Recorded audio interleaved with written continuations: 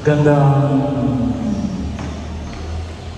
umaga. Ilan ng mga andito mga nakabalik baga lahat. Salamat. So paro yung buong plantilla na lecturers and commentators, 7 topic. Dalawa pa lang po yung topic natin, no? Hoping na ngayong umaga na ito ay kukunin ko yung 4 o at least 3.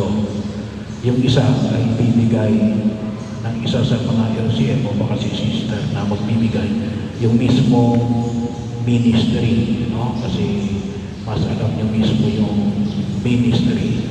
So, pero ito ay bahagyo. Kaya medyo iikli ako na lang ng konti, no? Kasi pero pinaka-buod ng ating pagkilos sa pagkaunawa sa salita na ito. Anyway, lalo pa namin pagniling-nilayan ito habang kayo ay naglilingkod. So, noong una, ano yung una natin topic? Call to proclaim. Second, sacred scripture o ang salita ng Diyos. Ito naman ang salita na naging tao. So, Jesus the incarnate word. Kaya kung isasabi natin na pa-incarna ka na ba, ibig sabihin, incarna. Pero ang pinag-usapan natin ay yung imahe. Pero ito, pag sinabi natin incarnate ang Diyos na naging tao. Bahagi yun. Pinag-usapan natin yung salita. Ngayon, ang salita God. Next. Living a life shadowed by God's revelation. So nakita natin yung salita ng Diyos ay pagpapahayag niya.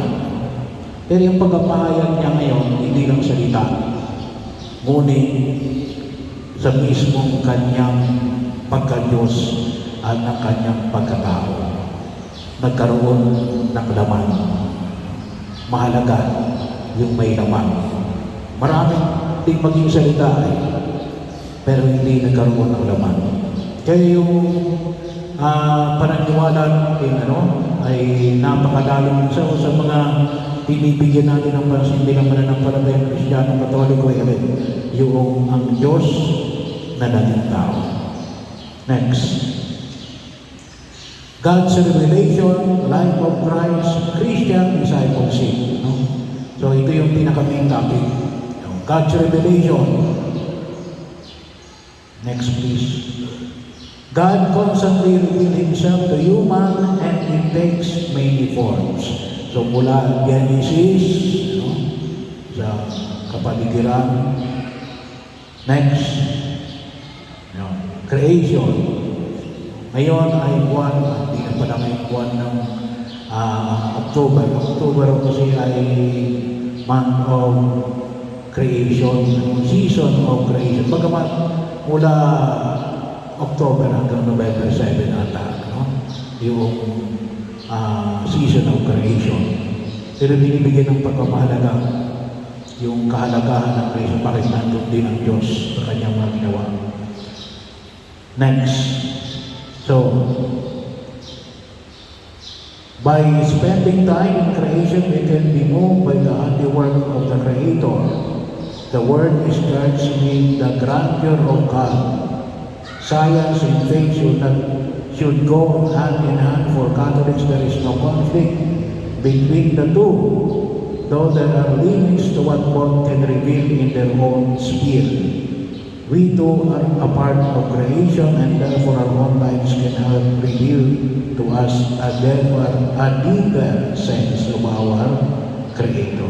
From Psalm 19, the heavens declare the glory of God, the sky displays His handiwork, day after day it speaks out, night after night it reveals His greatness. So, bahagi ho, wala ho tayong sabi nga po natin, inilalapag kapag ang pinag-usapan natin ay science and creation, science and faith. Conclusion, magkakatulong po yan. Ano? Pero yun yung pinabahagi po natin na kung saan makita po natin. Ano? Makita natin. So, balikan natin yung Psalms 19, 1-2. Lahat ay pahayag ng kadakilaan ng Diyos. At nakikita yun sa kanyang mga nilikha. Sabi ko nga, lalong-lalo na ngayon, ano? Kung makikita nyo ngayon yung bagong development, gawa ng Hubble telescope, yung nung una, ang alam lang natin yung Milky Galaxy na, no? Ngayon hindi na, no? Makita natin the whole universe. Makita natin, kung makikita ninyo, ano? Lahat pala yung umiikot. Nung una, sabi na natin yan daigdig lang umiikot. No? Hindi. Malaking pagbabago, lalong-lalo na makabago ngayon. Pero makita natin na, sabi nga, kung talagang maano sa'yo, there is someone na nagpapahayag na may design sa bagay na yan. Next, God's revelation through others. Sa bawat isa. So, the saints are model of holiness. Intercessors pray in with and for us as companions along our faith journey.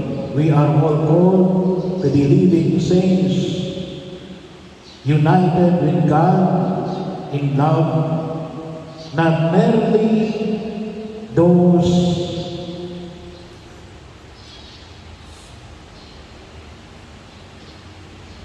canonized by the church. Kaya nga may All Saints Day tayo. Maaring yung inyong mahal sa buhay ay mga banal na.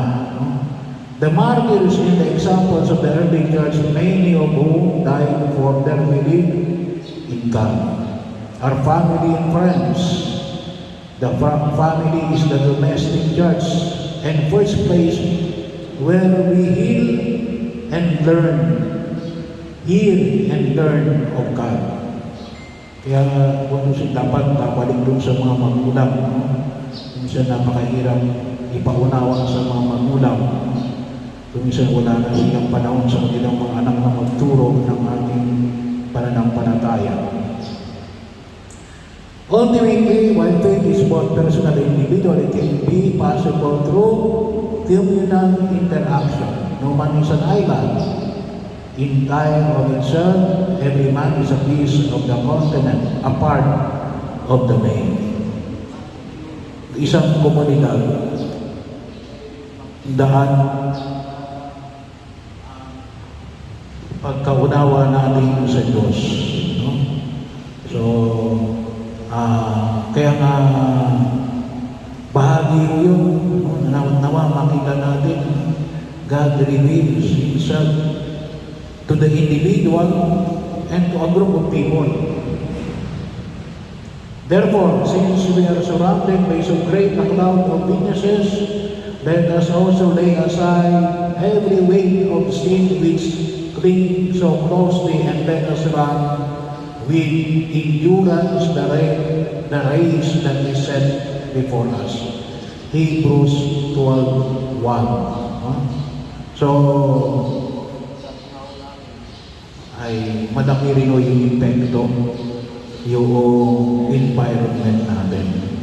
At bahagi na natin pala ng palataya, na sa una nga, magulang. Pero yun, tinatawagan tayo also witnesses. Pero God reveals through others. Next.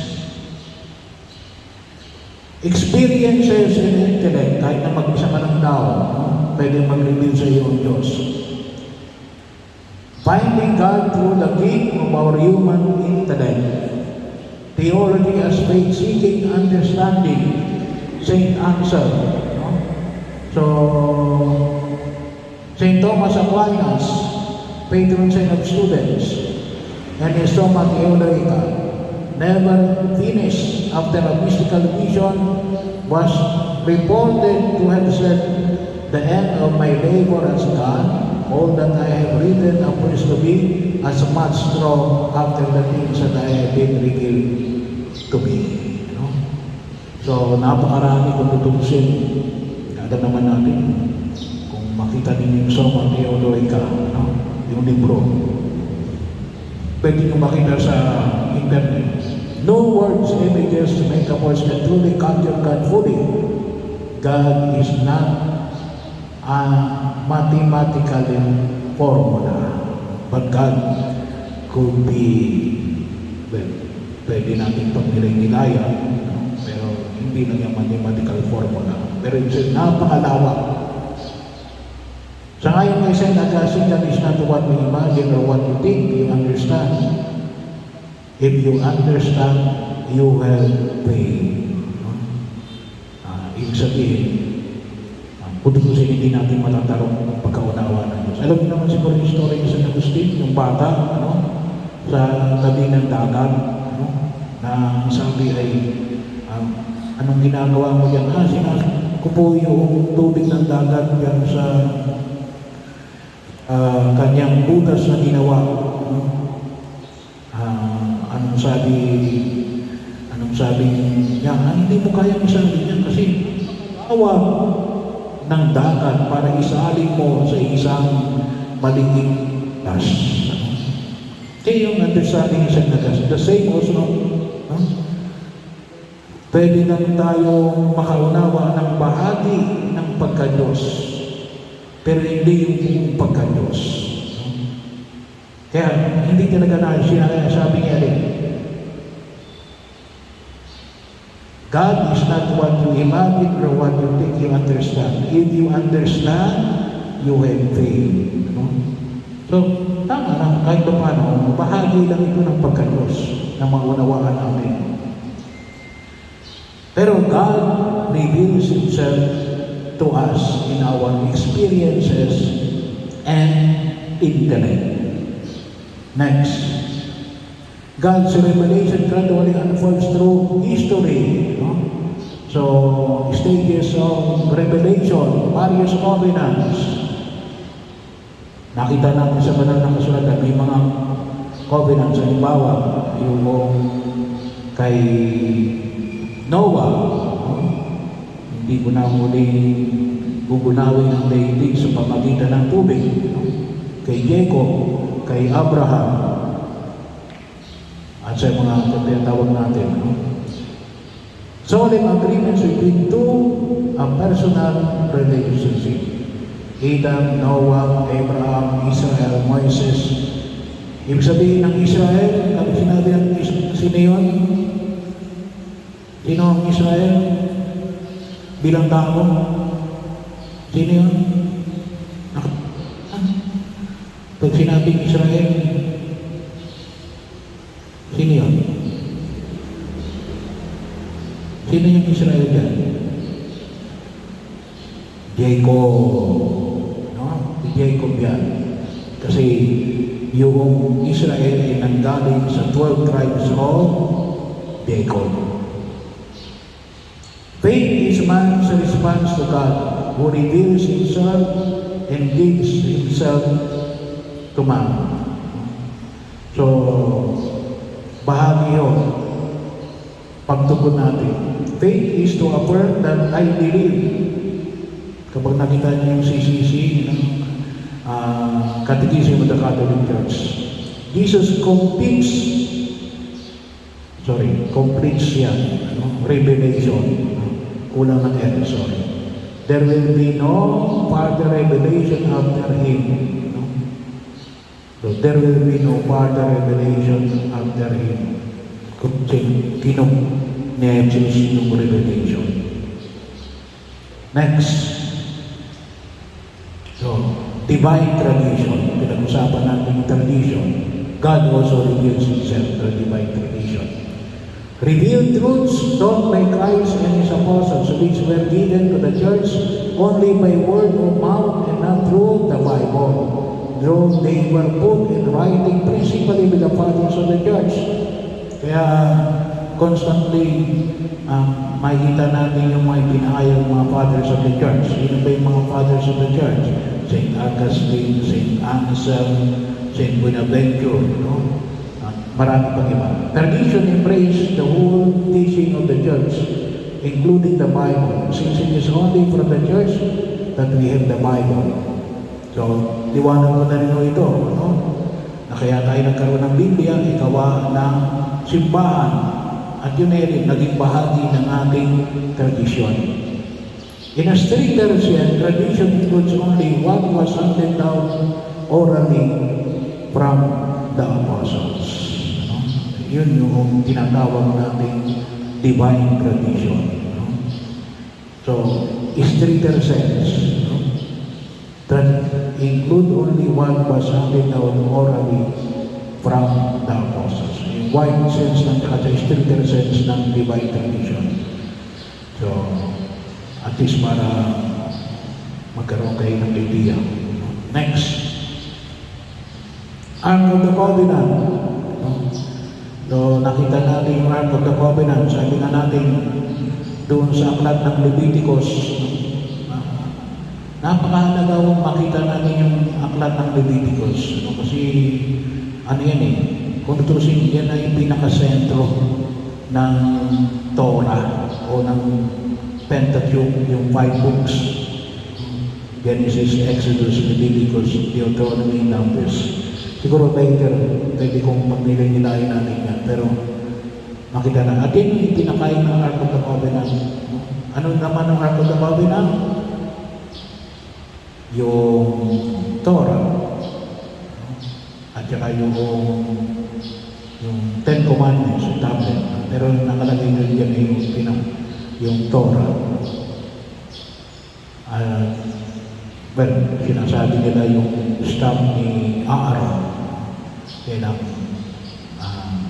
yun ang kinukonsider na nakalagay dyan. Pero sabi na hindi kasi yan dyan. Next. What is the full and definitive stage of God's revelation? So, from creation sa kapwa-tao, pero alin, definitive stage and then accomplished in the Word made flesh. Jesus Christ, the mediator and fullness of revelation, He being the only begotten Son of God made man, is the perfect and definitive Word of the Father. In the sending of the Son and the gift of the Spirit, revelation is now fully complete, although the faith of the Church must gradually grasp its full significance over the course of centuries. No? In giving us His Son, His only definitive Word, God spoke everything to us at once in His sole Word and has no more to say. So yung pahayag, kaya ang sentro natin niya si Jesus, ang Diyos na naging tao, bahagi ko, na nawa mo ay maging bahagi ng ating pagkaunawa. Doon natin maunawaan yung kahalagahan ng revelation. Ang Diyos na naging tao kay Jesus. Kaya, ang palagi natin sa sign of the cross. Doon nais na ituro ng lahat. Kahit pa paano. At kung Diyos, sabi ka natin, compounding yun. Ngayong linggo na ito, magdadagdag. Susunod na linggo, magkaroon ulit ng pagdadagdag. Hindi mo mauubos. Pero dapat ang sentro ay alin sa Yesu Cristo. Next. Incarnation pa. Becoming flesh. Iba yung reincarnation, ha? Yung reincarnation ay ikaw, kapag ikaw ay namatay, ang reincarnation po ay turo ng mga Hindu, Buddhist, Kapag sinabi mong reincarnation, kapag kayo namatay, saan ka pupunta? Kapag mabait ka, pwede kang mayaman. Kapag hindi ka mabait, pwede kang maging dagaan. No? So, yun ang ibig sabihin ng reincarnation. No? Pero incarnation even, big S. By the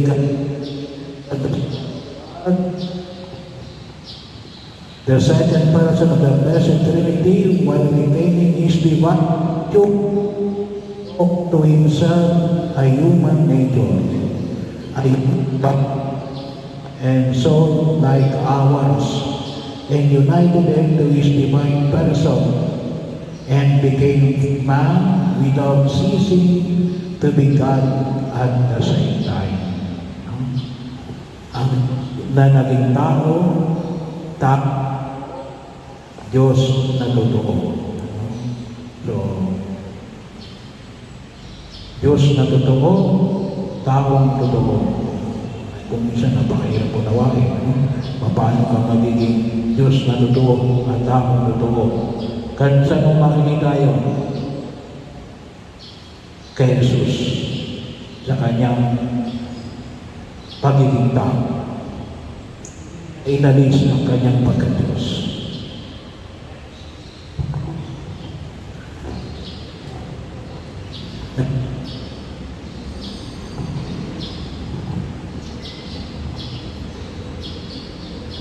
A term used by theologians to indicate that Jesus, the Son of God, took on human flesh. This is similar to hypostatic union.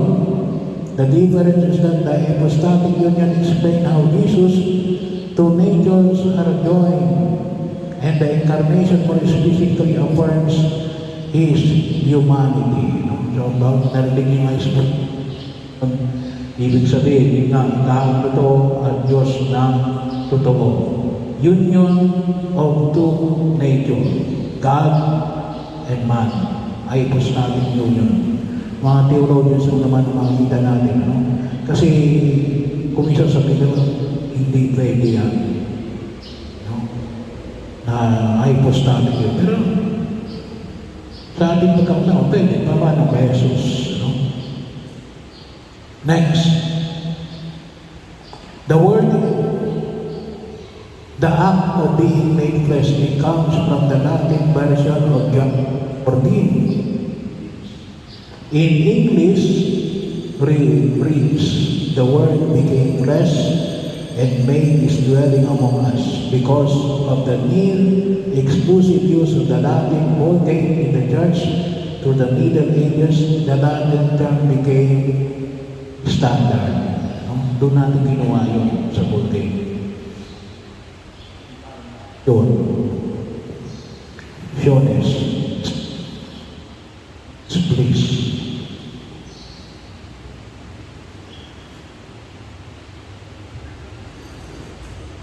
Spell for Jesus, human beings including, so maliwanag naman sa banal na kasulatan, sa Jesus niya din. Natulog. Kinakailangan ng physical protection. Perspire. Bled. Joy. Sorrow. No? Ito yung ng isang tao. Kaya bahagi yun. Si Jesus ay tao. Next. But John 1. Sorrow, the Son of God came in the flesh in order to be the Savior of mankind. First, it was necessary to be born under the law. All of us have failed to fulfill God's law. Christ came in the flesh under the law to fulfill the law on our behalf. Sabi nga, bakit kinakailangan ng Diyos yung maging tao? Kasi hindi tayo pwedeng maligtas kung wala si Jesus. Kasi kahit na tayong lahat na nilikha ngayon ng Diyos, mula pa kay Adam hanggang ngayon, ay lumuhod sa pako, no? Hindi tayo maliligtas. Bakit? Tao tayo. No? Hindi natin pwedeng bayaran ang pagkakasala natin sa Diyos. Kinakailangan katumbas ng Diyos ang magbabayad ng kasalanan natin sa Diyos. Kaya kinakailangan na ang Diyos ay maging tao. So next, it was necessary for the Savior to shed His blood for the forgiveness of sins. A blood of sacrifice, of course, requires a body of flesh and blood, and this was God's plan for the incarnation. When Christ came into the world, He said, sacrifice and offering under the old covenant you did not desire, but a body you prepared for me. Without the incarnation, Christ could not really die. And the cross is meaningless. No?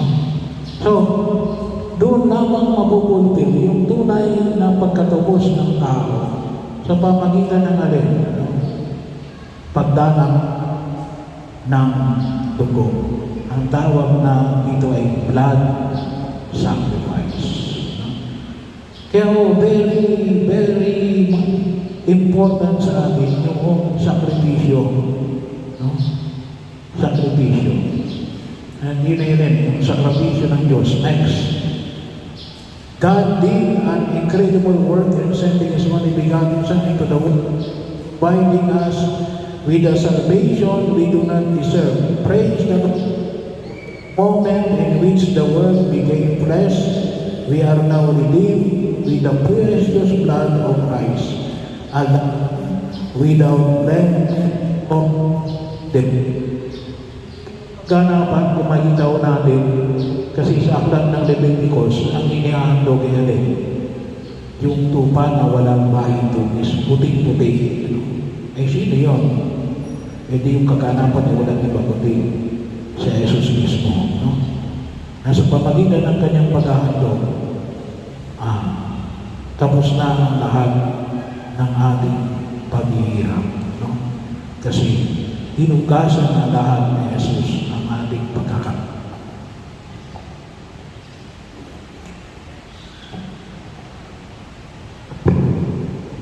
Hindi pala na masara. Next please. The ministry of Jesus. So, yun yung kahalagahan ng incarnation. Ngayon, sa kanyang ministeryo, yun ang kanyang pagpapahayag, pinapaliwanag niya.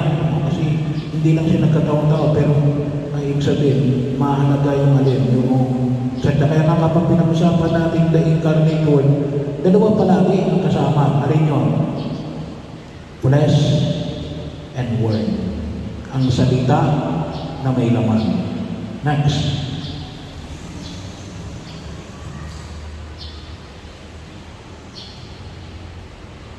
Apat na takeaway. Next. Jesus baptized by John the Baptist marked the beginning of His public ministry where He preached love, compassion, and forgiveness to everyone regardless of social status. John the Baptist was humbled by Jesus' request to be baptized. So, ano ito? Ay humility. No? Next. Simula ko kasi ng public ministry ni Jesus baptism. No? The Sermon on the Mount remains one of Jesus' most fundamental teaching, showcasing fundamental aspect of Christian life, which is the 8 Beatitudes. No? So, babalik-balikan ko natin, sabi na natin, kung minsan ito ay hindi natin masyadong maipapaliwanag, pero napakahalaga po yung 8 Beatitudes kapag ang pinag-usapan natin ay yung ministeryo ni Jesus. Next. Miracles. Through Him, including baptism and raising Lazarus from the dead. So, kasama ang miracle. Pero hindi lahat ay miracle. Pagpapatunay lamang ng kanyang kaganapan na alin, na yung kanyang salita ay may kapangyarihan. Next.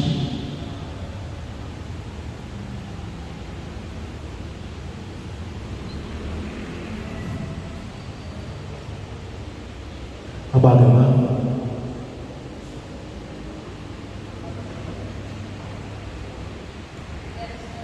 Ha? Ba't nawawala? Ha?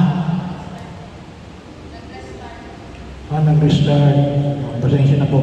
So, pero yun ang bahagi yung makita mo natin, ano? Yung ministeryo ni Jesus, napakalaga mula baptism, kung sino, 3 years lang yung ministry ni Jesus, no? At the age of 30 hanggang 33, no? Yun lang yung kung saan ay ipinakita ni Jesus yung kanyang pagkapahayag ng mabuting balita ng kaligtasan. Medyo luma na yung ating laptop, kaya naglolo ko na. So, yung birth of Christ, incarnation, hindi lang basta birth, kundi incarnation, ministry, and of course, kaganapan ng kanyang pagpapahayag.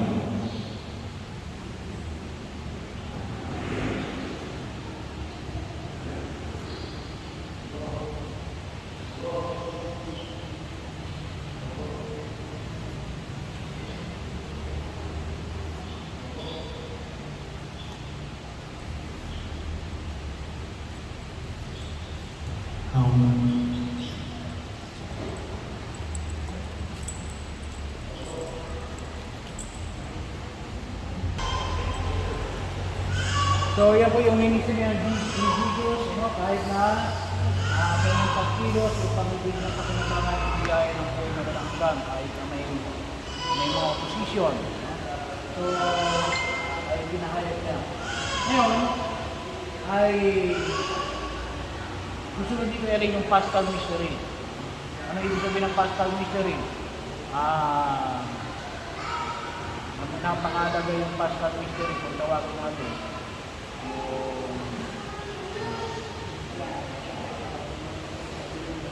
Tawag ito, suffering, death, and resurrection. Tutusin, kasama na natin yung ascension, kaya 4. No?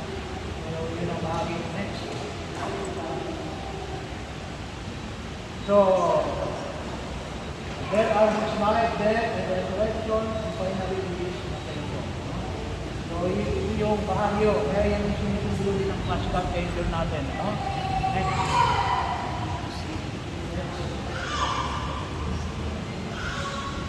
The Passover is the vivid celebration of God's liberating the Israelites from Egyptian slavery in 1513 BCE. So, ibig sabihin ng BCE, before Common Era. No? God commanded the Israelites to remember the important event each year on the 14th day of the Jewish month Abib, which was later called Nisan. So, hindi ko lang alam yung exactly na date niyan sa amin, no? Pero yan ang kanilang date, silang kalendaryo. Inaalala nila rin yung kanilang flight from next. So yun yung Passover, doon ang co-detail natin yung ating Paschal Mystery. Dating mature, to suffer, bear, endure. It is short final period before the death of Jesus described in the fourth canonical gospel. It is commemorated in Christianity every year during Holy Week. Alam naman natin yan, very familiar tayo dyan. No?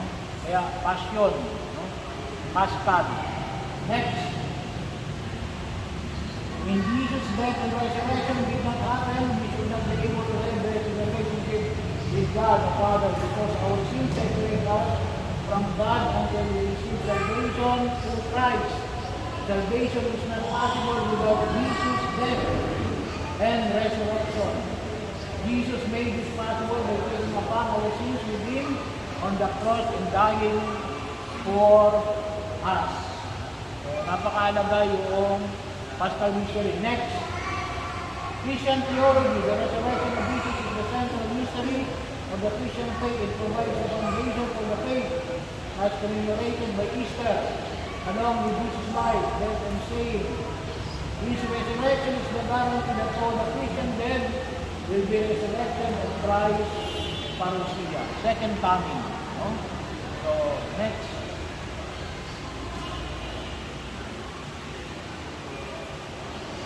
So, the resurrection of Jesus conquered death. Yun ang ibig sabihin nun. Napagtagumpayan ang kamatayan. Natalo ang kamatayan. Next. Ascension of Jesus, anglicized from the Vulgate Latin ascension, ascent of Jesus, Eo, Jesu,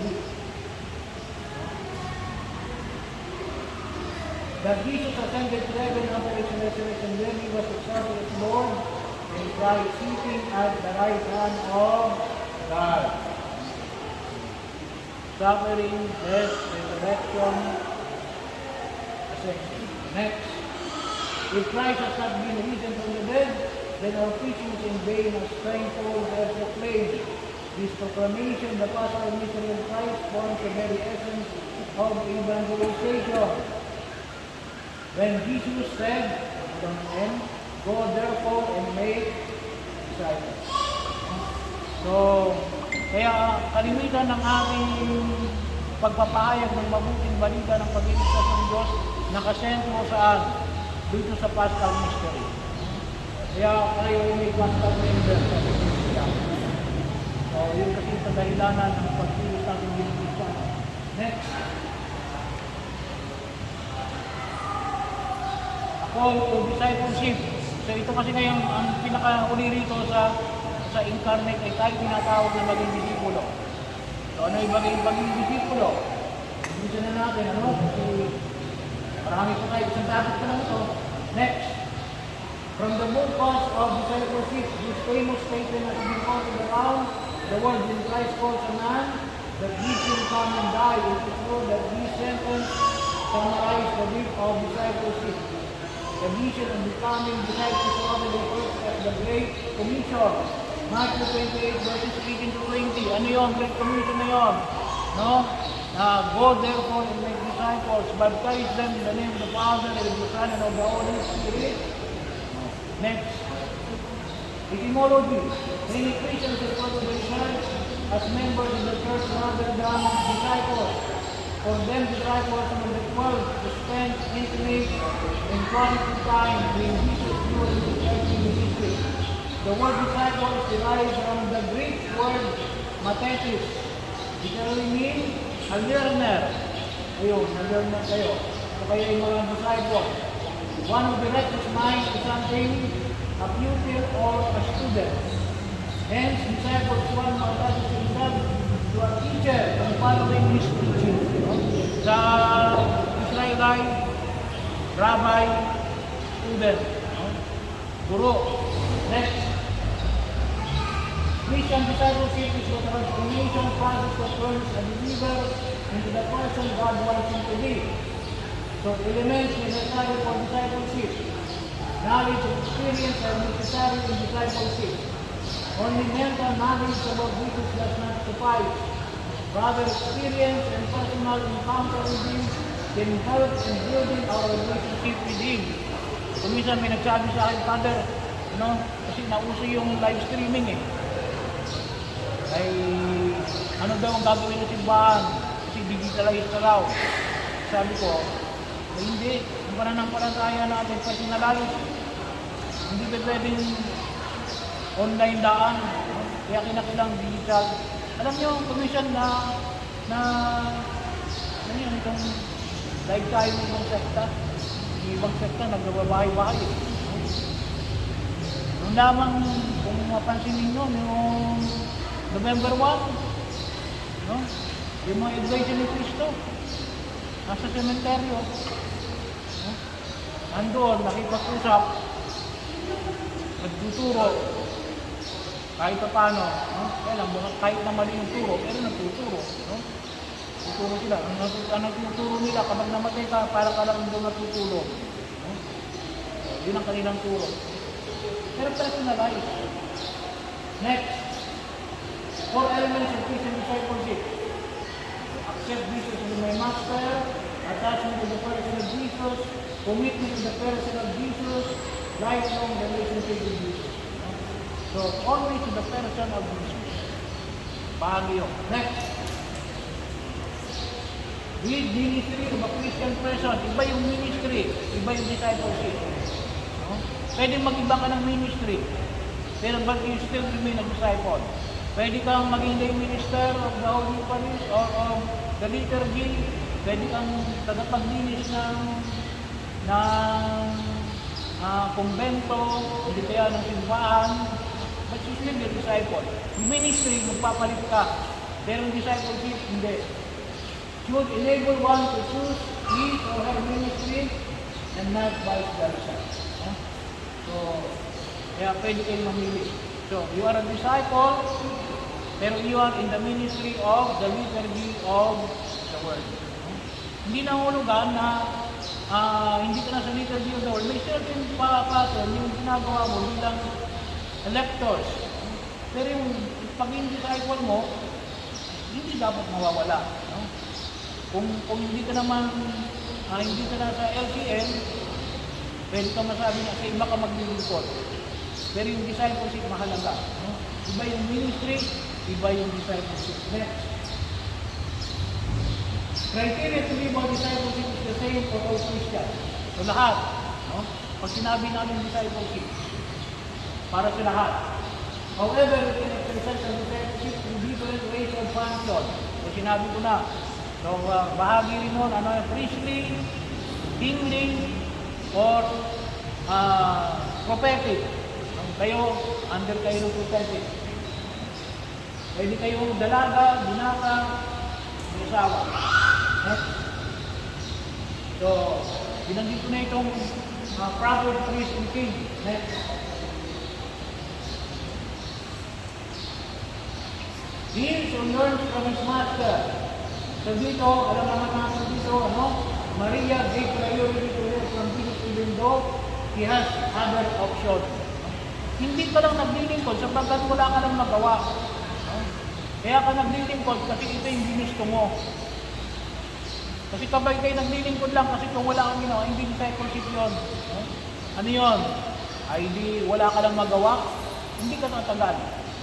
Kapag ka naglingkod, wala lang kang magawa. Hindi. Kaya ka naglilingkod, kaya ka nag-disciple kasi gusto mong maglingkod. May ginagawa ka. It is chosen. Pinili mo. Yes. Next. Obey his master. So, kay Peter and Andrew, expanding the call. Come and follow me. Enjoy the time with his master. Being with the master at all the time. Enjoy the time with his master. Dapat nag-enjoy tayo. So, bagamat may pattern, pero dapat nag-enjoy tayo. Next. Once Jesus was praying after he had finished, one of his disciples said, Lord, teach us to pray as Jesus taught his disciples. So, nag-evolve. Next. A disciple is one who knows his master. Kaya napakahalaga na kilalanin natin. Ito yung master natin.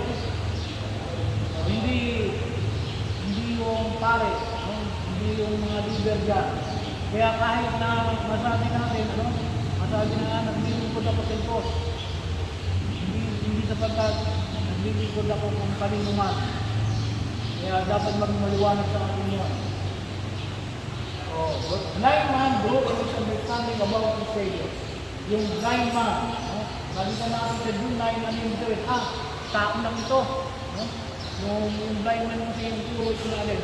May naglalakad lamang na parang mga kahoy na tao. So unang-unang kinilangan kayo sa man, prophet, master, ay yung pinakauli ay God. Sana yung pagkilala natin kay Jesus ay God. Ang mga Muslim kinikilala si Jesus, pero ang pagkilala nila kay Jesus, prophet lang.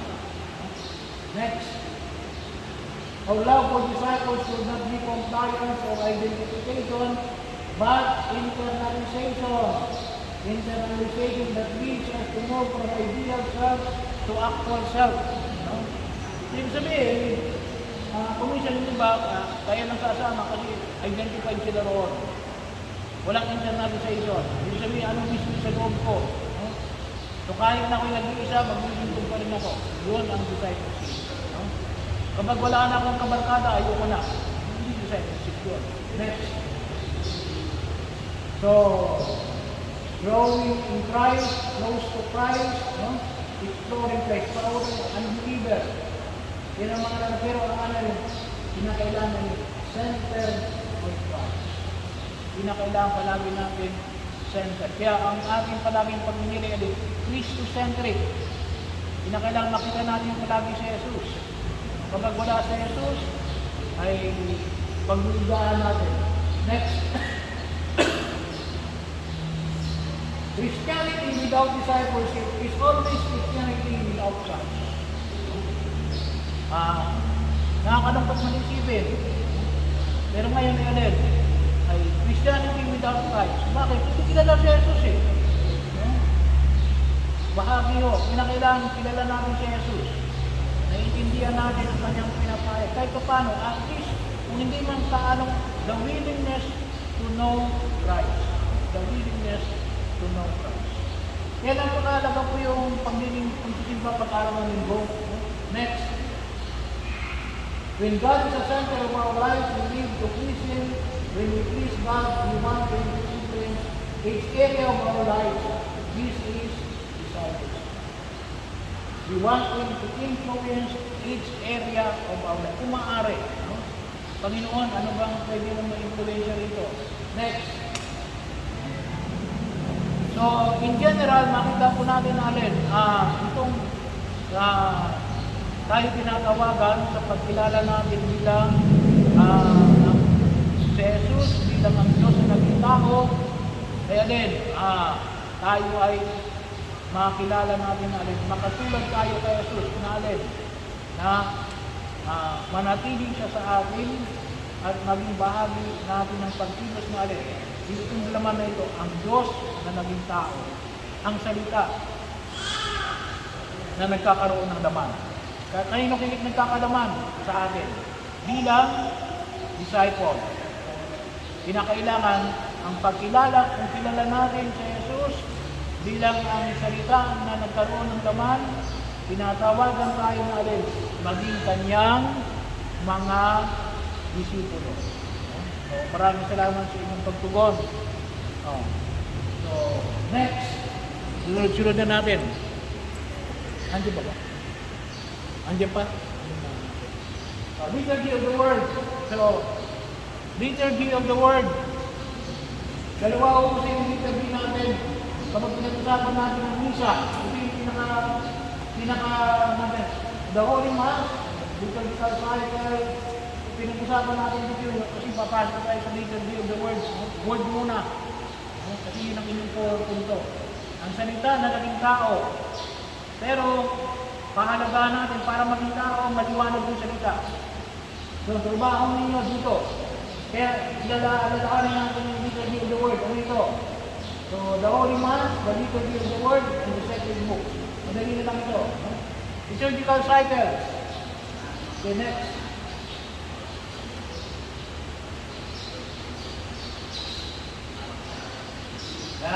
Medyo maingat. Liturgical cycle, hindi kami ng liturgical cycle. May cycle na tayo. Ngayon tayo ay alin. Nasa cycle tayo ngayon ng ordinary time. No? Susunod, kasi nasa 30 na tayo. Kaya kung minsan binabanggit yung 28th Sunday of the ordinary time, 30th Sunday of the ordinary time. No? Binabanggit yun kasi may cycle yung ating liturgical, no? Liturgy. Bahagi yun. At ang cycle natin na yan ay di yung cycle din ng buhay ni Jesus. So tayo ngayon ay ordinary time, 29 hanggang 33 ang ordinary time. No? So ngayon ay 30 na, may 3 pa natitira. Susunod ng 3 natitira, anong susunod? Dito, ang susunod ay sa ordinary time. No? Ang Advent. Yung nakita nyo, 1, 2, 3 po, Advent. So, ibig sabihin, kapag nandiyan na yung Advent, mayroong 4 Sundays of Advent, ang susunod din nila Christmas. Pagkatapos ng Christmas, no? So, yung Christmas, hindi lang 25. Yung Christmas, from 25 hanggang January,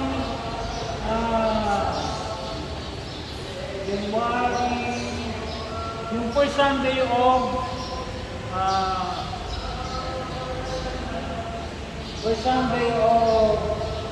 kung tawagin natin ay mga 2 weeks ko yun, hindi ko kasi.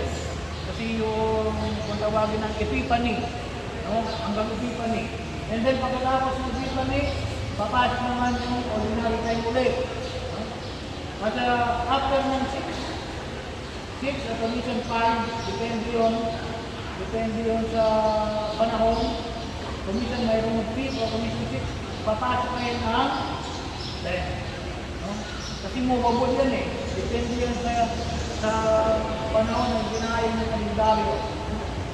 And then pagkatapos ng Lent, actually nandun sa Lent ay yung tinatawag natin Triduum. Anong Triduum?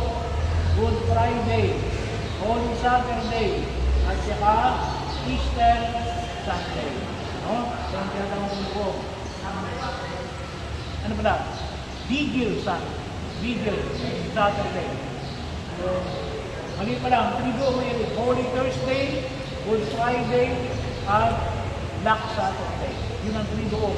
Tatlong araw bago mag-Easter. Then, Easter, yung simula ang Triduum yun. Yung Easter ay mula na hanggang 1, 2, 3, 4 Sundays.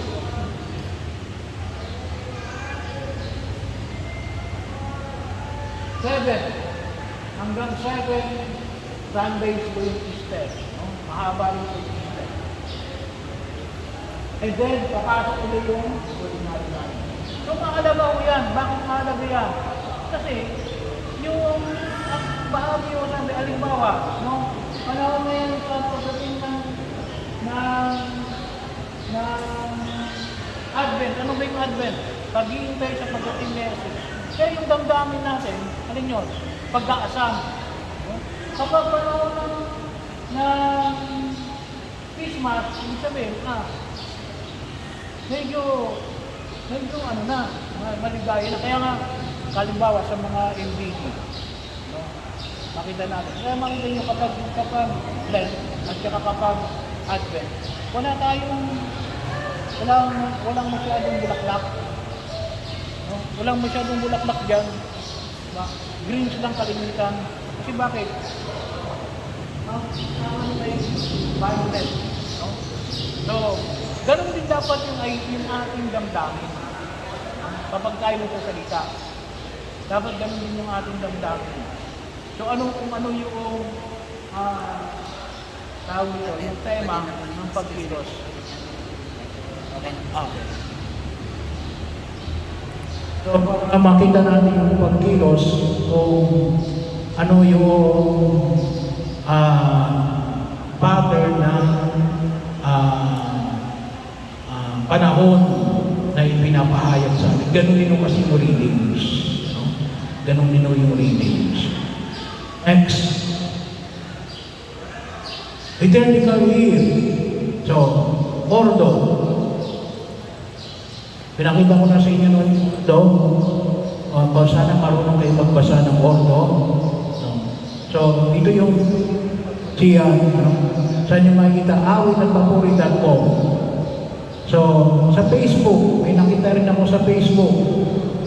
Itong facebook.com Exudio, anong makikita nyo dyan? English, Tagalog, Cebuano. No? May Cebuano readings nakalagay sa Facebook. Mahilig naman kayo sa Facebook. Sa cbcp.news.net sa CBCP News, mayroon din. No? Maraming English, pero ito lang binigay ko. Kasi yung cbcpnews.net, at least, Yun yung pattern noon ay pattern ng natin bilang mga Pilipino. Kasi may mga santo tayo na hindi ipinagdiriwang ng mga Amerikano. May mga Amerikano naman na ang kanilang pagdiriwang ay hindi natin ipinagdiriwang. No? So kaya ito ay localized. No? Awit at papori ko, ordo, yung dalawang klase yung kasi ordo natin. Mayroong ordo ng CECP, may ordo ng diocese. Yung ordo naman ng diocese ay halimbawa lang naman doon ay kapag may piyesa tayo na halimbawa San Pablo unang Ermitanyo ay yun, no? Ay at least yun ay unang Ermitanyo ay nakalagay doon yung mga piyesa natin, yung mga piyesa ng mga bayan, yung mga pari natin na nakalagay doon. Pero at least malaman ninyo dalawa yung ordo. No? Mayroong ordo ng diocese, may ordo ng kami. Pero kung ang babasihan ng natin ay readings, kahit anong ordo na available sa Pilipinas. So yan ay pwede ninyong pagbasihan para at least magkaroon kayo ng ahead na makita ninyo yung readings. Next. Celebration and progressive solemnities. May iba't ibang solemnities at celebration.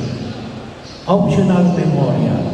No? May optional memorial. Ibig sabihin, pwedeng nakalagay naman doon optional memorial or obligatory memorial. Hindi mo pwedeng lalagpasan. No? So, bakit ito yan? Kasi may mga readings yan eh.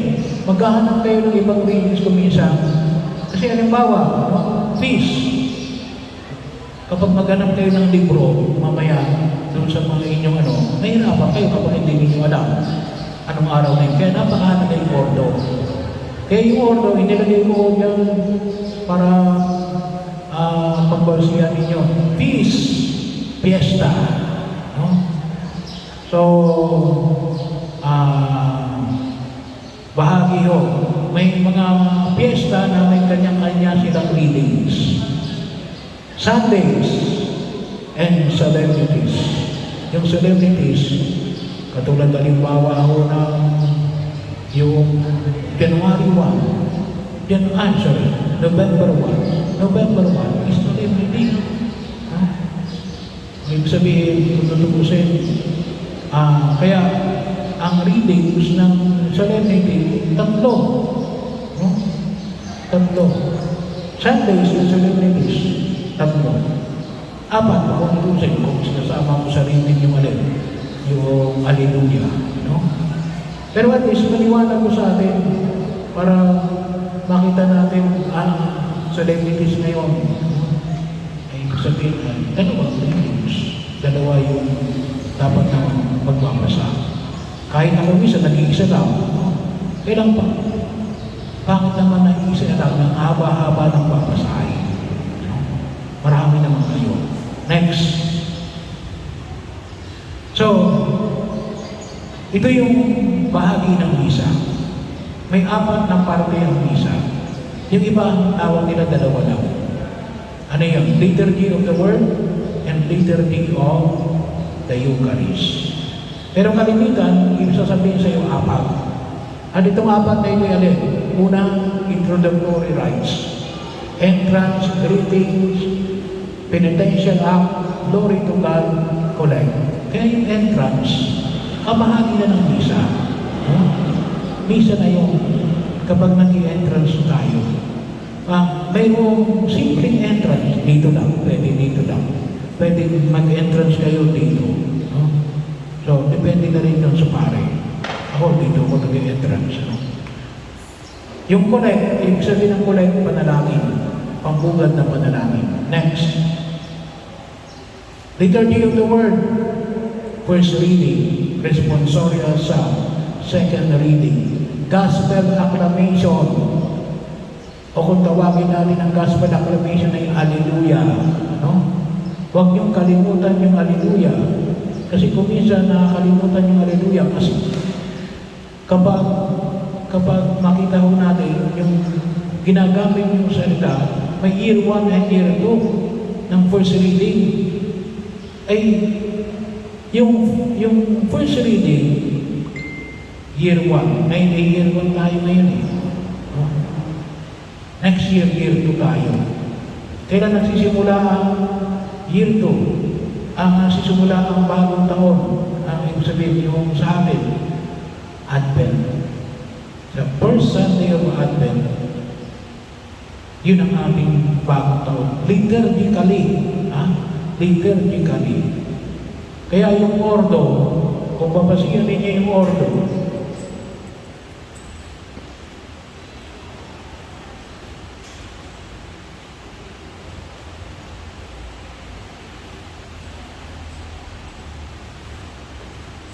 sa lubatan ito, ginamit kanina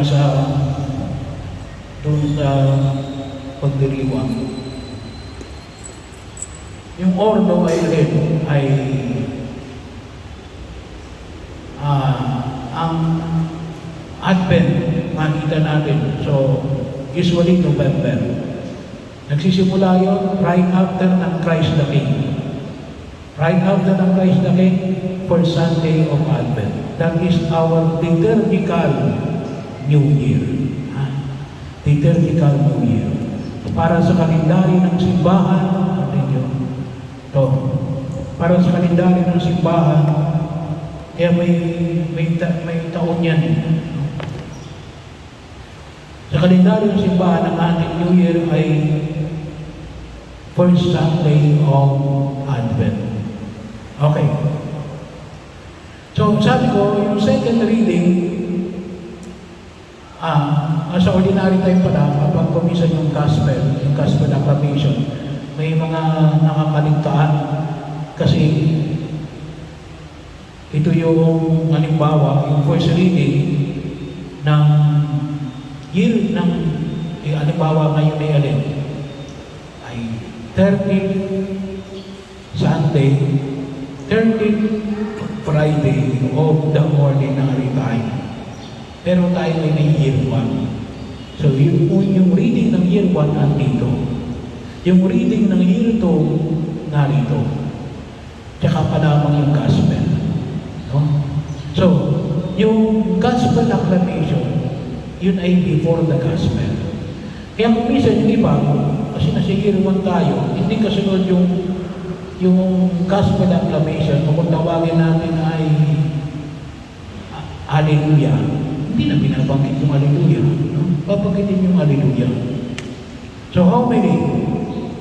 Profession of faith on Sunday, solemnity, anticipation. Profession of faith, ibig sabihin, ano yun? Yung sumasampalataya. Universal prayer. Panalangin ng bayan. Next, yun yung liturgy of the word. Next, liturgy of the Eucharist. Ito yung liturgy of the Eucharist. Right after ng homily, yun ang liturgy of the Eucharist. Presentation of gifts and preparation on the altar. Prayer over the offerings. Eucharistic prayer. Preface. Yung Santo-Santo. First half of prayer including consecration. Mystery of faith. Ibig sabihin, ipahayag ang misteryo ng pananampalataya. Yun ang mystery of faith. Second half of prayer ending with doxology. No? Pagkatapos noong ang pahayag ng pananampalataya. Misteryo ng pananampalataya. Sorry. And then the Lord's Prayer, sign of peace, love of God, communion, and then prayer after communion. No? Yung prayer after communion, yun yung binabanggit ng pare. No? So next, optional announcement, greeting and blessing, and then dismissal. Yun ang concluding rites. Kaya apat, no? Yung ating ginawang division. Yung iba, ginawa lang nila ay the liturgy of the word, liturgy of the Eucharist. Yung gitna pagkatapos ng homily. No? Pero ito, divided into 4. Next. Ang ating punto ay ito, liturgy of the word. No? Kasi dito ang inyong pagpapahayag. So, makita nyo, general instruction of the Roman Misa. So, lahat ng binabanggit natin dito sa germ, yung ginagamit po natin dito may germ din dito. No? Hindi yung germs, ha? Kunin yung germ, general instruction of the Roman Misa. Ito yung pamantayan ng pagkilos natin sa loob ng pagdiriwang ng Misa. Nandun lahat yun. Para lang maging maliwanag. Kaya nga, komisyon iba, tataka kasi ako nagsisimula doon. Nasa germ mo yun. No? Hindi ko ba uso yun? No? Yun ay option. No? Kaya mahalaga po yung general instruction for the Roman Misa. Yun ang pinakamasyante natin. So, number 30 and 31. In the readings explained by the homily, hindi lang in the readings, explained in the homily, God is speaking to His people, opening up to them the mystery of redemption and salvation, and nourishing their spirit. Christ is present to the faithful through His Word. Ang Diyos ay nasa Kanyang salita. So kapag kayo nagsasalita ng salita ng Diyos, nasa inyo ang Diyos. At hindi lang para sa inyo, para sa bayan. No? Para sa bayan. Gusto ninyo magkaroon ng incarnate word? Ang Diyos, ang salita na magkaroon ng laman? Kaya mahalagang malaman natin yung pagpapahalaga natin sa Kanyang salita. Nakakasalalay sa atin. Sa inyo, at sa akin. No? Kasi, explained by the homily. No? In the reading, explained by the homily. Bagaman, kumisan din mga pari na may homily na wala sa readings. No? Pero ako nagsumikap, mahirap rin yung kumisan, no? May isama lahat. Yung first reading, second reading, tsaka yung gospel, no? Sa homily. Next. So, books used in the Mass.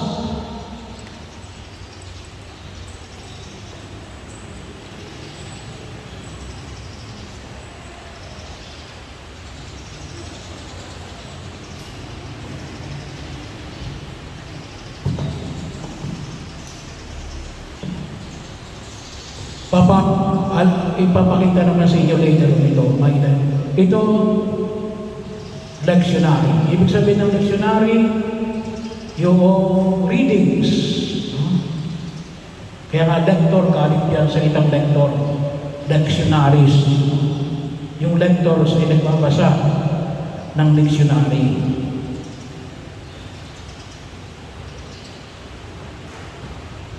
Ito yung book of the gospel, yung dinadala ninyo kapag linggo dito. No? Ito yung book of the gospel. Sabi ko, sana mapalitan natin yung na maganda-ganda yung no? Nakita ko kasi medyo mahal yung malaginto na laman. Parang 40 plus ata, nakita ko.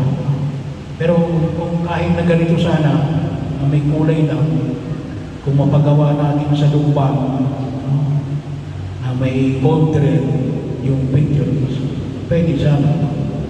Pero kahit na simple lang ang design, pero galante. Ito Roman Misa. Hindi naman kayo gagamit ito. Ang gagamit ito yung pare, itong Roman Misa. Kaya lang, mayroon ditong general instruction for the Roman Misa in Tagalog. Nakalagay rito. Pwede niyong basahin.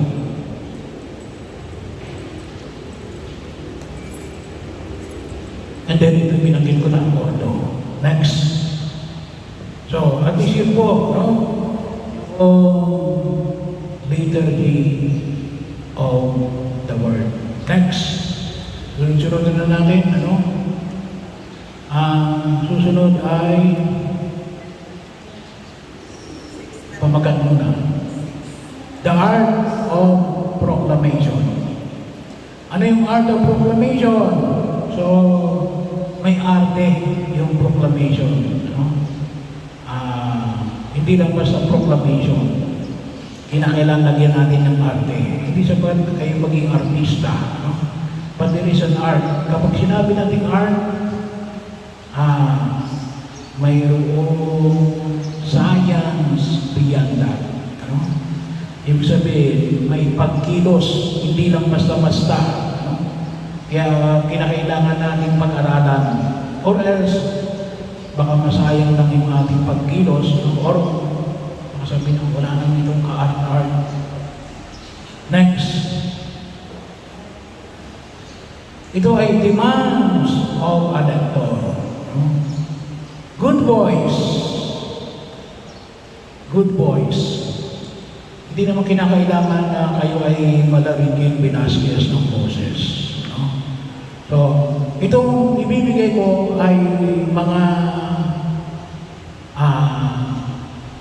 simple na para magkaroon ng ma-maintain at ma-enhance ang good voice. Number one, yung instant vocal fix. Halimbawa, say, I, A, O, O. No? Pero dito yan din. Sabihin nyo, I, A, O, nang hindi lumalapat yung inyong bibig.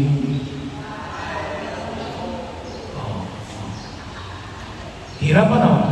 Pero kapag masanay, kinakailangan isasanayin natin ang arte. A, E, A, O, U. No? A, E, A, O, U. Nang hindi lumalapat, kumaari, no? No. Sabi ni Ellen, most likely on others too, no? If not all of them, take your first two fingers. Paano gagawin? First two fingers. And put your down 2 inches. Or even later, use a plastic bottle or cup or cork to prop your jaw open. Lalagay mo raw dito. And speak the vowel again and repeat again. If we are trying to reprogram our muscle. A, E, A, O, U. No? So, kinakailangan sanay-sanayin natin. Huwag lang tayong kahit na ako, kinakailangan ko rin sanay-sanayin. No? Lalong-lalo na, wala akong ngipin sa isa ibaba, wala akong ngipin. No? So, kung maganda rin magkaroon mamaya yung ngipin, ano? Hindi ka pa ako nang papagawa. Gawa nung pandemya. Ano? Wala nung pandemya nasira yung pustiso ko. Pero yun, ano? A, E, A, O, U. Kung may ano natin, sasanayin nito, kinakailangan i-practice natin. No? Hindi yung kinakailangan, ibig sabihin, hindi yung kinakailangan maganda ang boses, kinakailangan lang may practice. Art nga no? Your goal is to keep your jaw open, long, not wide. Long, not wide. Without closing for all of your vowels. Repeat until you can do it. Now sing a praise of one of your song and make sure your jaw open to the same position on all of your vowels. You have to practice this advance before it becomes natural. But the more you do, the sooner this new movement is programmed into your muscle memory. And you might be one of those lucky ones who notice the improvement in the sound. Right away, it will sound louder and more resonant with less vocal strain. Ano ibig sabihin ng vocal strain? Ito. Kaya di ba minamalan ka agad? If you don't sweat it, you will You will. It just takes a little practice. You might have some unwanted tension in your neck, jaw, or throat muscle. Try losing them and try it again. The next time you perform, open your jaw more on your bowel. It's a quick trick that makes you sound better instantly. No? So hindi ko na aabangan yan, kayo na yung bahala dyan, pero isa po yan sa mga trick. Next, think down or high notes.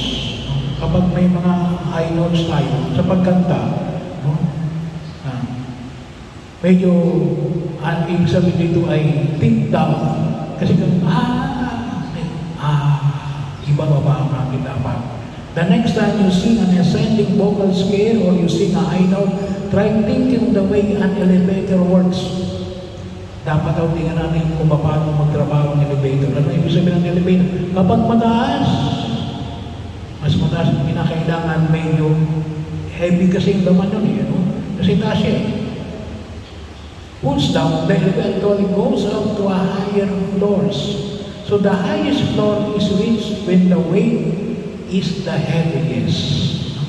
Kasi yung elevator, yung weight niya mas mabigat yan kasi bakit? Mas mataas yung yung floor. Kaya dapat kapag mataas yung ating boses, huwag yung sinasabing iba marunong bumirit, no? Hindi yung sapagkat bumirit lang siya, no? Ngunit din, yung pagtaas niya, yung hindi yung walang laman, ngunit dapat mabigat ang pakiramdam mo. Pag sinabi natin na mas mataas. You should think down for your high notes or think of adding weight to your highest note. So kung mataas yung boses mo, dapat pabigatin mo. Next, more power without strength. Who doesn't want more power without strength? It's a simple technique to apply and a bit easier than the one above. All you have to do is to keep your chin pointed slightly down and your pectoral slightly flexed. Well, sometimes it's a lot flex when you got more power. Most senior reach forward to lift their chin up to sink with more power. While it may temporary work, kung minsan may mga senior na nakita na ginaganon nila, it may temporary work, but it causes vocal problems. Tipping your chin down, medyo pababa, not only works better and saves your voice, it actually sounds better. Stand in front of the gold mirror, sing an A scale and down in one praise. 1, 2, 3, 4, 3, 2, 1. Praise your chin slightly in the point, your chin towards the floor. 1, 2, 3, 4. Go all the way up the scale of your voice, keeping this position. Notice how your chin wants to move up as you raise your pitch. Keep it planted. It will give you more power and control and eliminate strain. Practice it until it becomes natural. Kapag daw tayo nagsasalita, ang tendency natin, itaas natin ito. Kapag mas mahaba daw sa natin, dapat pinpoint natin sa baba. No? Mas makatutulong daw sa atin na magbigay ng magandang boses. Next, vibrato in your voice. It's a quick thing to get your vibrato working. Stand in front of a mirror. Press your chest with both hands. Then as you raise your chest in a higher than a normal, take a breath in and then exhale, but don't drop your chest. Sing one note and hold it as long as possible with your chest raised. Press on your chest halfway through the note. Press kind of hard and raise your chest to make the pressure. Relax the back of your neck and keep your jaw open as you're singing. Imagine the air spinning around in your mouth while keeping your chin down a bit on your chest raised. Keep in mind, overuse of vibrato is not a good thing in contemporary singing. At the same time, no vibrato is also not a good thing. So try ending phrases with straight tone, then into a little bit of vibrato. The bottom line is to do what's best for you. So, para daw medyo malalim yung boses, ay ito. Gesture with your both hands, then gesture, raise your chest higher than a normal, take a breath in and then exhale. But don't drop your chest. Sabihin mo kang gaganon. No? So, pag,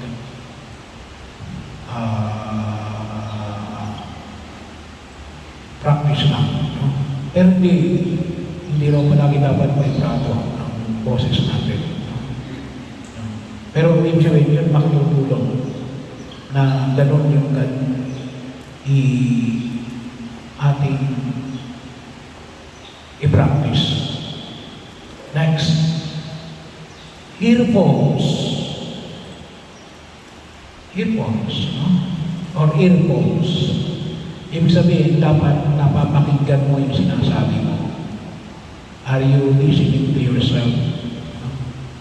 Naintindihan mo ba yung sinasabi mo? Baka mismo yung sarili mo hindi mo naririnig. Halimbawa, ngayon, itong microphone, kahit ako Minsan may microphone ka, pero hindi mo napapakinggan yung sarili mo. No? So, kinakailangan pakinggan mo yung sarili. Kahit na wala kang earphones or earphones. No? So,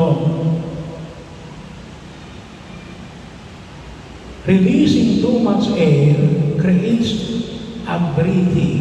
So, titingnan ninyo. Baka mamaya puro air yung pinalabas ninyo. No? Dapat pinapakinggan ninyo yung sarili ninyo. I-adjust ninyo ngayon yung sarili ninyo. Hindi naman ako magandang kung tawagin natin ay mga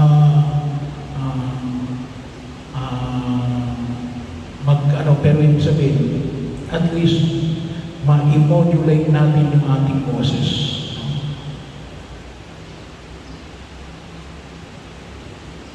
Somewhere right in between the two is a perfect balance. Earphones allow you to really hear yourself and work on your tone and medium volumes. No? So, kung mayroon kayong mga earphones, no? Ay di pwede ninyo na makita ninyo mismo yung sarili. Para sa mga kunitusin sa mga singer. Kaya kami sa may mga singer, meron silang gano'n, ano? Parang mapakinggan nila ka ng sarili. Pero kahit na wala doon, kahit na gano'n ninyo lang, iba ko kasi yung boses nyo kapag ginaganito nyo yung inyong kamay. No? Pero dapat makita ninyo kung ano baga yung pagkaunawa ninyo sa inyong sarili. Okay na ba yung boses na ito o gusto nyo pagandahin. Pero kapag sinabi natin good voice, at least we have to try lahat nito o isa lang nito para ma-improve yung boses ninyo. No? Next.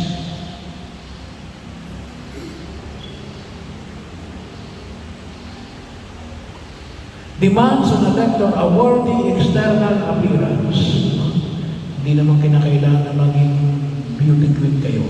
No? Or napakaganda ninyo. Hindi. Anong ganyan? The power of good outfit. So mayroon kayo uniform. No? Ay medyo ayusin nyo lang. Tansyahin ninyo. No? So, hindi kaya tingnan ninyo. No? Baka mamaya kasi may mga bata, yung polo, hindi maayos yung polo. No? So, tingnan nyo lang kung ano. Nakakatulong kasi may yung uniform, malaki yung impact mo. Pero sabi nga natin, ayusin natin ang ating outfit. good hygiene. Mas maganda, bagong ligo kayo. So, significance of a perfect smile. May na tayo mag-smile, no? Pero ibig sabihin, huwag lang kayo mag-smile kapag ang binabasa ninyo ay malungkot. No? Ibig sabihin, before you enter or ano, gamitin niyo yung inyong smile. Wala ako niyan eh. No? Proper posture. So, sabi ko nga, no, one time sinabi ko, huwag niyong gagawin na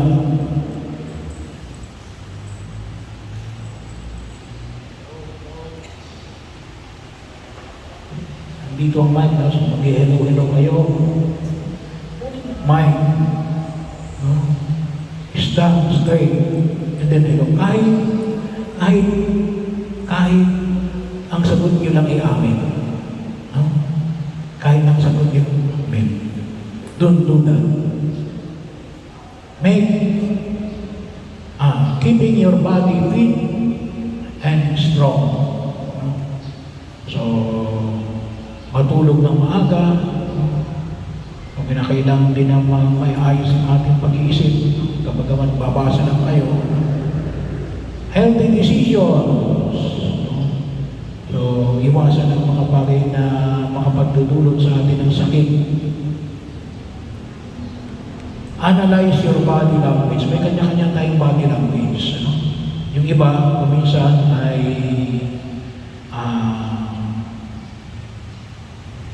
tawag ito, yung naano sa ilong, hindi kaya ay nairaw, may kanya-kanya tayong body language, analyze nyo lang, ito baga ay nakatutulong o hindi, no?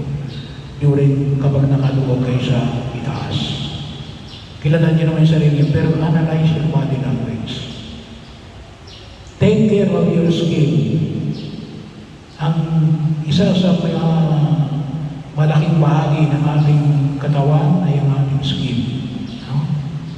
Hindi nyo kinakailangan na napakakinis ng inyong balat.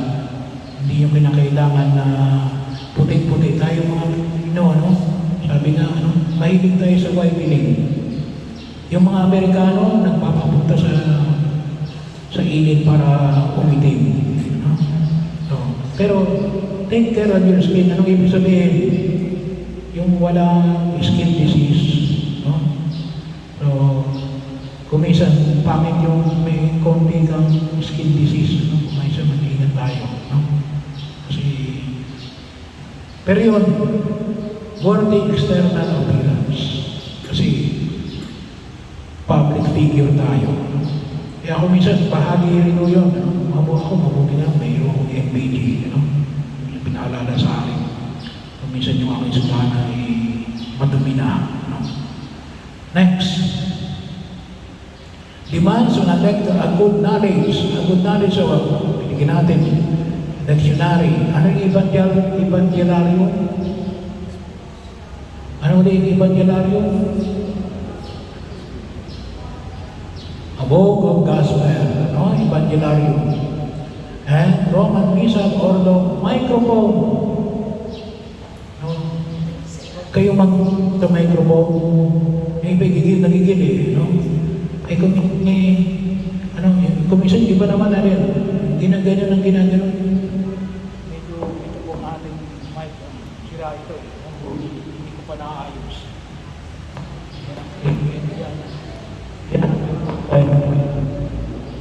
Kasi nga, nagagalaw. Nagagalaw. Kaya ito muna. Pero ibig sabihin, we have to know microphone. Halimbawa ito, kuminsan yung iba, huwag yung masyadong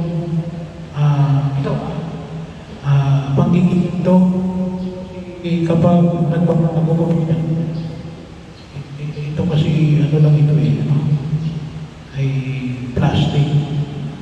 Kaya baka na gugulo yung connection ng battery sa loob. We have to know yung sound system natin, pinagsusumikapan natin na patuloy na may ayos. Pero sabi ko nga, sana ay we have to know our microphone. Kung hanggang saan You have to hear yourself, okay bagay ito, o ito. So, kinakailangan na yung matulungan. Kapag ako nasa sulit, kapag ako nag-umili, mas gusto ko nandun ako sa gitna. Parang mas maganda ang boses ko doon kapag nasa gitna. Pero iisa yung sound system. Pero magkaiba yung dating ng microphone. We have to, kaya mahalaga rin kumisan, huwag kayong mahiya na mag-practice kayo ng microphone before the Mass. Para marinig ninyo ang boses ninyo. Huwag lang kayo magmumura dyan. Pero you have to knowledge of microphone. Next. Preparation and evaluation. So, spiritual preparation, prayer over the text and reflection. So, basahin ninyo yung text, magdasal kayo, magnilay kayo. Sabi nga, yung mga Couples for Christ, kapag sila magninilay, they read it 3 times. Aloud. Maganda rin basahin ito. Aloud. At the same time, may practice na kayo, may prayer na rin kayo, makapag-reflect na rin kayo. Scriptural preparation. So ito naman ang pagnilay-nilayin natin, understanding and interpreting the text sufficiently. Sufficiently, ibig sabihin, sangayon sa ating kaalaman. Kaya napakahalaga po yung Sunday celebration natin kasi at least nakukuha natin yung mga readings. Sabi ko nga, kung talagang magsisimba lang tayo every Sunday, yung 3 Sundays, parang binasa niyo na rin yung Biblia for the whole 3 years. Magamat yung iba maaari ulit-ulit. Pero at least 3 years ay nabasa mo na yung buong Biblia. Kung babasahin mo yung first reading, second reading, gospel. And interpreting the text sufficiently. So mahalaga yung pagbabasa na kung tawagin natin ang mga pagninilay, katulad ng halimbawa na makita natin na mga salita na hindi natin maintindihan. Practical preparation. Ito, mastering difficult words and practicing the delivery of the text aloud. Mastering difficult text. Pag Pilipino, pag English kasi, sa English kasi pwede sa internet, mayroon kasi sa internet one sounds like mayroon. Sa Pilipino parang wala pa So, halimbawa may mga sites na kapag sa English, pero kapag mga biblical term, may iba kasi na may kasama ng sounds, ipaparinig na lang sa'yo para may tempo. Hindi mo naman, wala namang bayad na magtanong. Magtanong kayo.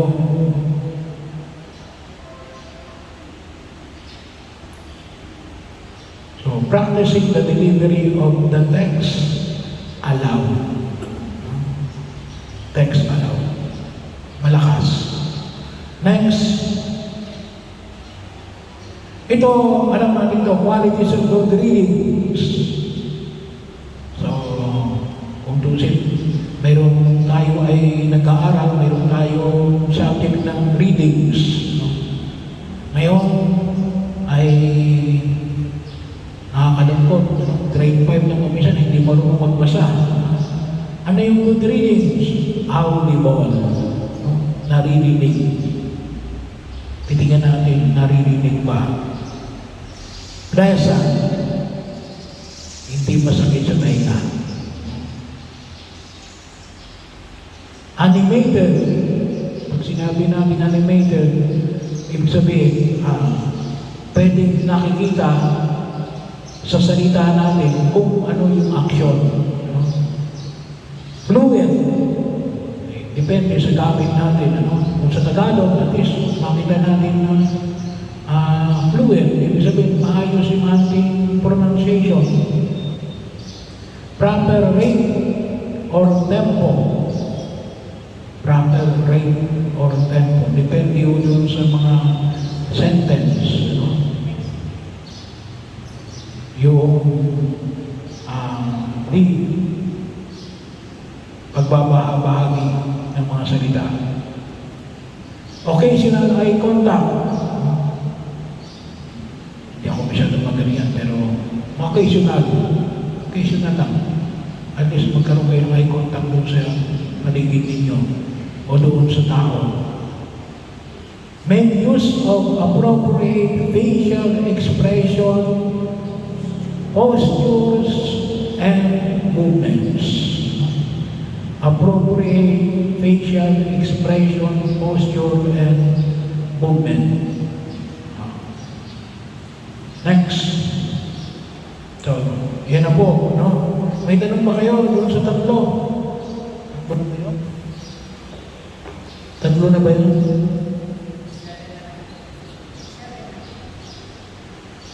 Hindi, itong atin, ilan ba? Tatlo na? Tatlo na ngayon, ha? Hindi, wala pa ang isa. Wala pa yung spirituality. Okay. May tanong